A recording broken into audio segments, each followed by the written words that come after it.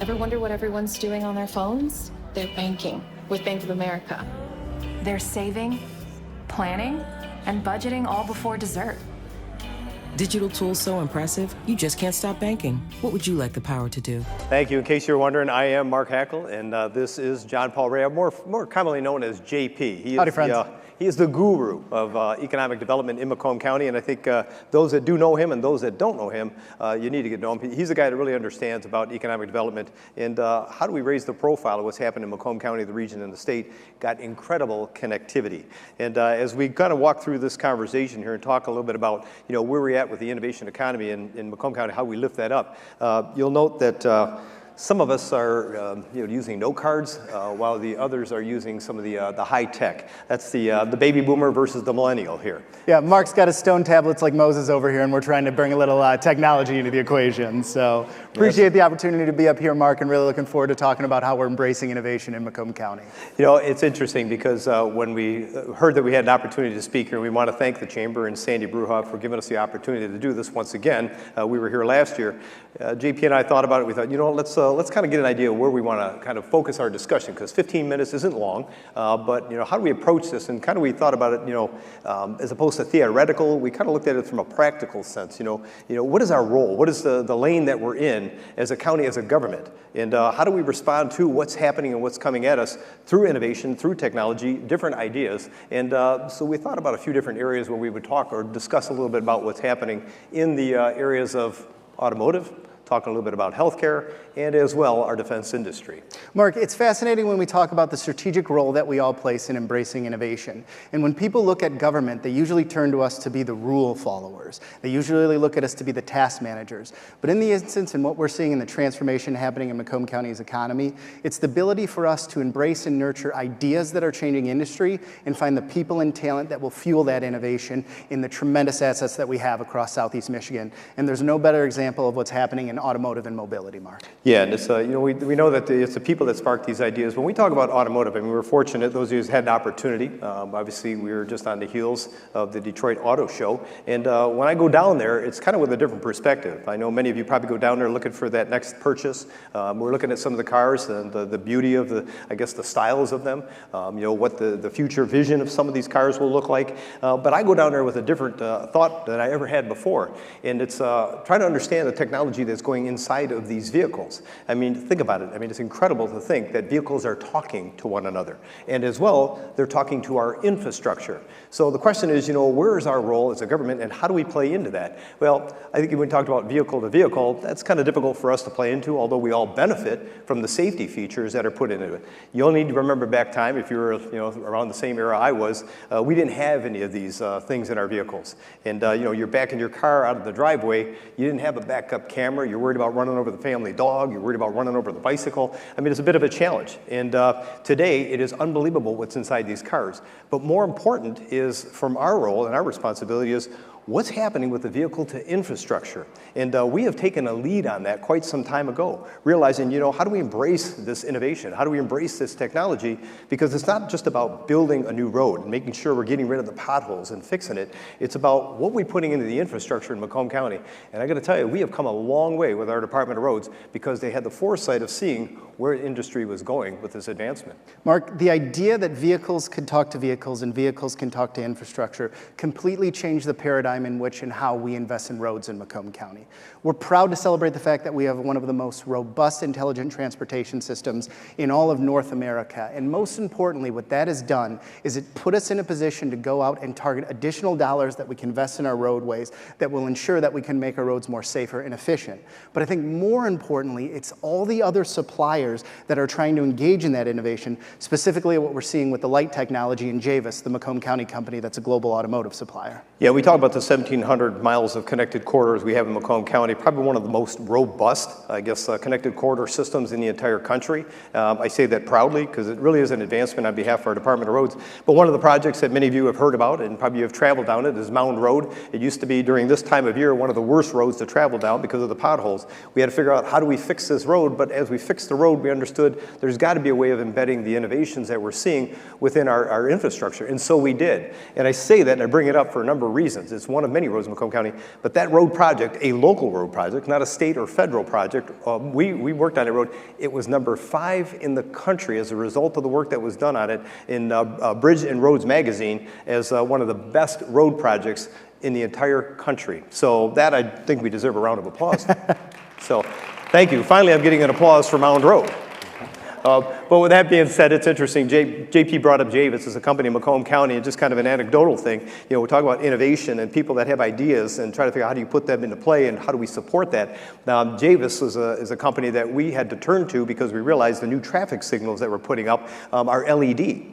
And apparently it wasn't thought of and it wasn't in the specs when they first came up with this because they're a new way of dealing with it and kind of a little bit more energy efficient. But during a time like right now, when the snow is blowing and it gets it piles up on side the lights themselves, there wasn't enough heat from the light to melt it. And so it created an incredible problem for us.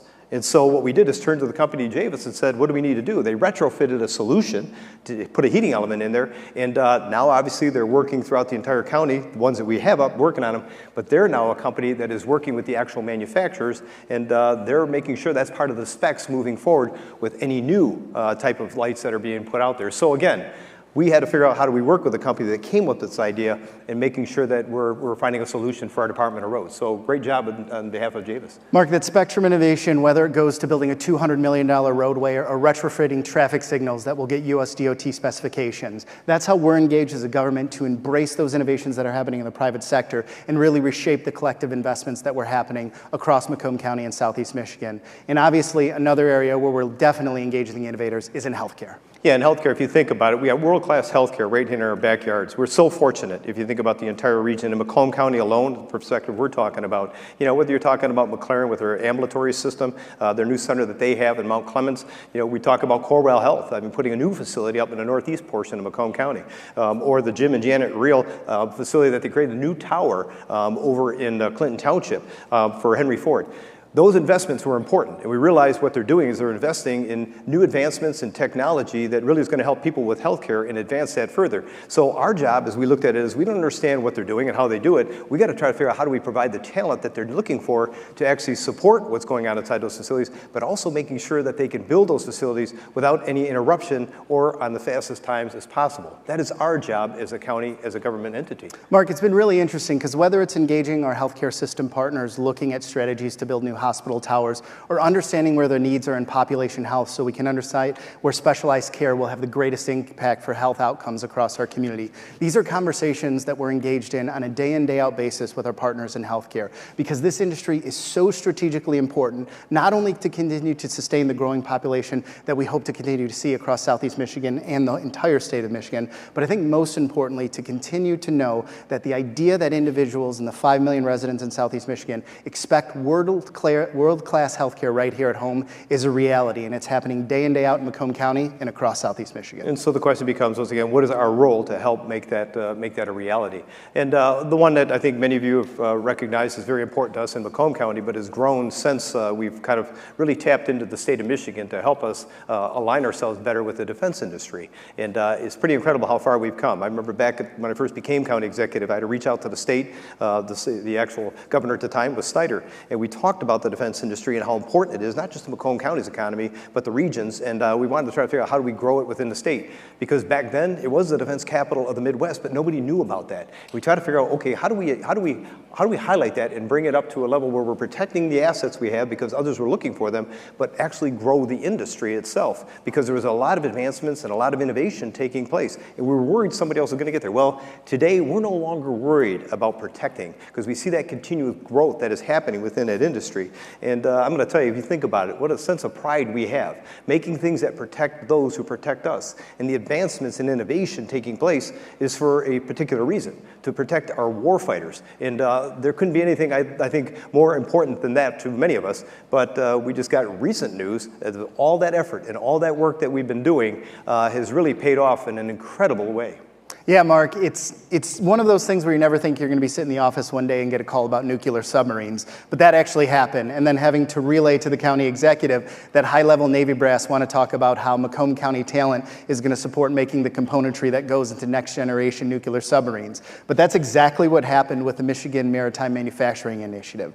How Macomb County and the tremendous assets that we have in the hundreds of defense suppliers transacting billions of dollars of work every single day, how we can use that asset that we have here in Macomb County, connected into Southeast Michigan, and develop talent that will make the componentry that will go into the next generation class of nuclear submarines. It's an absolutely bonkers thing to be engaged in those conversations, but most importantly, it illustrates the strategic advantage we have, not only in the defense industry, but most importantly, as we like to say on the east side, Mark, concept to consumer, we know no one can do it better. Absolutely, and you stop and you think about it, Macomb being a key player in that and providing the talent that is actually going to be working on and building these nuclear submarines is pretty profound. I mean, it's pretty amazing, but we're fortunate. And again, so what is our role as a county to try to figure out how do we continue to embrace, this investment that's taking place on behalf of the federal government? Well, we have great partners and key partners that really support this, and in particular, our schools, our K through 12, public and or private, our ISD, obviously the Mike DeVault team that he has over there, and even Jim Sawyer from Macomb Community College and the support we get from them. It's more than just a community college. They are connected with universities. They all work together. I mean, the working relationship they have and the partnerships is purposeful because they realize what's important is to try to figure out how do we get to these kids early on and see what their interests are and see if we can connect them with opportunities as far as the jobs that are going to be out there if and when they graduate from high school, from college, whether it's a certificate, some other type of degree, or even if they're working in the trades. So we got great working relationships, but I'm going to tell you where that's really led by is our planning department. I know Vicki Rowinski is here somewhere. I think she's sitting at one of the tables. Our planning department is intimately involved with every one of our industry partners, with all of our educational partners, Michigan Works, and trying to make sure that we are advancing the interest of the businesses that are out there and getting the talented workforce that they're looking for, because that is very critical to our success. Mark, this has probably been one of the most profound engagements that we've had from our planning and economic development team to all the folks that are involved in workforce development across Macomb County. Whether it's a student walking across the stage at graduation or a mid-level career specialist that needs an emerging credential, with our Fueling the Talent Pipeline initiative and how we've been focused on future talent for future tech, we have carved out this strategic niche where we're a key convener with those educational partners that are going to ensure wherever industry is headed that we are embedded. So we know the talent that they need, we know the facilities that they have to fill, and most importantly, those things can work harmoniously so their investments have the greatest return to their businesses and also the greatest impact in our community. We do that with our academy-based models, what we're doing with Romeo and for Next Generation Learning, also in Centerline. We do that with our award-winning CTE programs that are all across the entire county. And again, it's about using the passions of students, connecting that passion to a career opportunity that's future-focused right here in Macomb County. Yeah, and so again, we tend to look at all of this as based upon, innovations in technology, but sometimes innovation takes a different form, and there's kind of a different thought process. In my former life as sheriff, I come to the realization that there's a lot of challenges we're facing within our communities, and many of you probably have seen and heard about, and we know it's a problem, substance use and mental health. And so we're looking at an innovative way and trying to embrace that within the criminal justice system. So what we're creating in Macomb County is a new way of dealing with anybody who comes in contact with law enforcement that has to get brought in. A way of making sure that we're doing some type of assessment, and we're creating a facility in Macomb County, a central intake and assessment center for any law enforcement officer that has contact with somebody, bringing them into one location, 24/7, 365, doesn't matter. And when they come in, we have the experts that are going to be in that facility making a determination.